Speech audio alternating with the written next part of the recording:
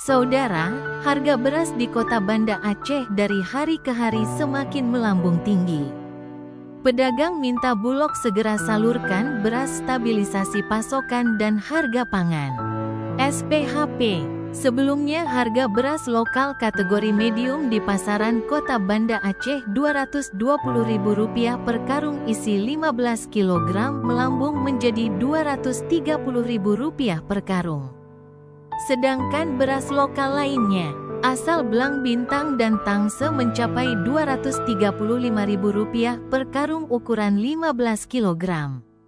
Keterangan dari Haji Abdul Wahab, salah seorang pedagang grosir di Jalan T.A. Jalil Pasar Kampung Baru pagi tadi, mengatakan melambungnya harga beras di kota Banda Aceh akibat gabah asal Aceh banyak diserap perum Bulog. Apalagi saat ini masih ada kabupaten kota di Aceh yang belum memasuki masa panen, sehingga pasokan beras di pasaran menjadi lebih sedikit dari biasanya. Meski Bulog sudah merencanakan penyaluran SPHP untuk bulan Juli ini, ia menilai implementasinya belum terlihat di Pasar Kampung Baru Banda Aceh.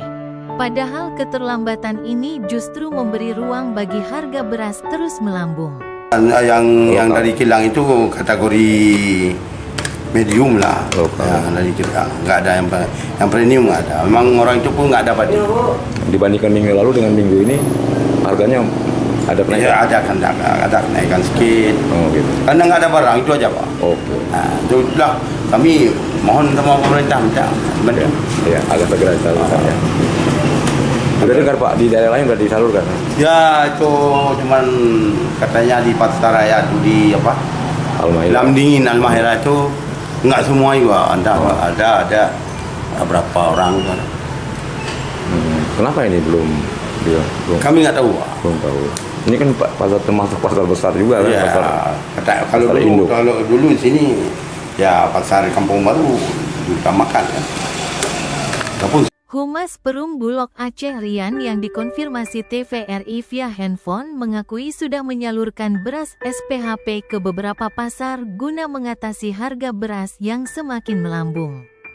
Dari Banda Aceh, Fajar Online mewartakan.